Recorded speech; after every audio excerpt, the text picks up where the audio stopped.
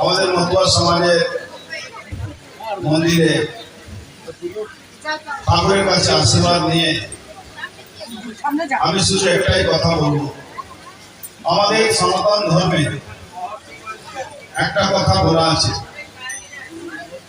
যাকে আমরা মানি, যাকে আমরা শ্রদ্ধা করি, যাকে আমরা বিশ্বাস করি, যার উপরে ভরসা করি, তাদেরকে যদি কেউ অপমান করে সেটা ক্ষমাযোগ্য হয় না।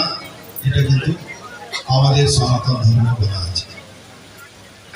ভগবান শ্রীকৃষ্ণ বলেছিলেন, ধর্ম অধর্ম যুদ্ধে হয়তো ভাই ভাইয়ের মধ্যেই ছিল, কিন্তু যারা অধর্মের সঙ্গে ছিল, যারা নারী অপমানকে সমর্থন করেছিল তারা অধর্মের সঙ্গে ছিল, আর যারা নারী অপমান যারা করেছিল তাদের বিরুদ্ধে লড়াই করেছিল তারা কিন্তু ধর্মের সঙ্গে ছিল। তাই কত বড় যুদ্ধ, যেখানে কোটি কোটি মানুষ মারা গেছিলেন।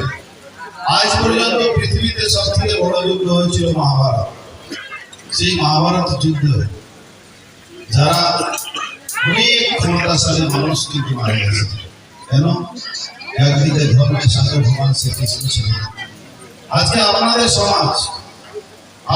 সমাজকে যে রাস্তা দেখিয়েছেন শ্রী শ্রী হরিচন্দ্র ঠাকুর, গুরুচন্দ্র ঠাকুর, তাদেরকে যারা অপমান করবে তাদেরকে কোনোদিন ক্ষমা করবে না, নাহলে ইতিহাস আপনাকে ক্ষমা করবে না।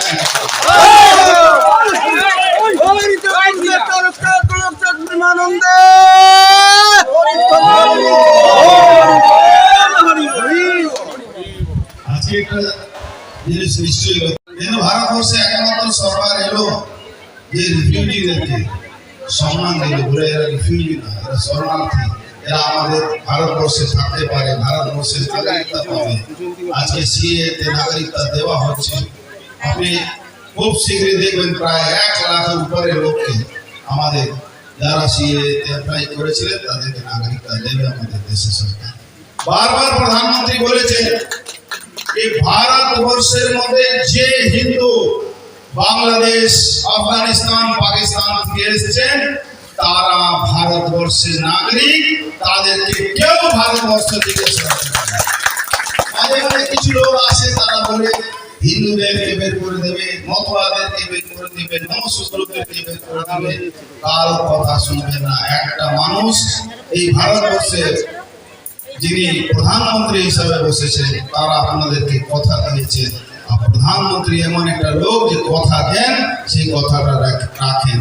আচ্ছা, দেখছেন তো 15টা দেশ লড়াই করছে, 15টা দেশের মধ্যে যুদ্ধ হচ্ছে, পেট্রোল ডিজেল আসতে পারছে না।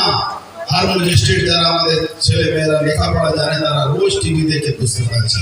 কিন্তু দেখুন ভারতের পতাকা সেই জাহাজের উপরে থাকছে, সেই জাহাজ কিন্তু সরসর করে ভারতে চলে আসছে। এটা আপনাদের জন্য, ভারতবর্ষে প্রত্যেকটা মানুষের জন্য এই সম্মানটা ভারতবর্ষ পেয়েছে। কিন্তু মসনদে বসে আছেন দেশের প্রধানমন্ত্রী নরেন্দ্র মোদী। আমি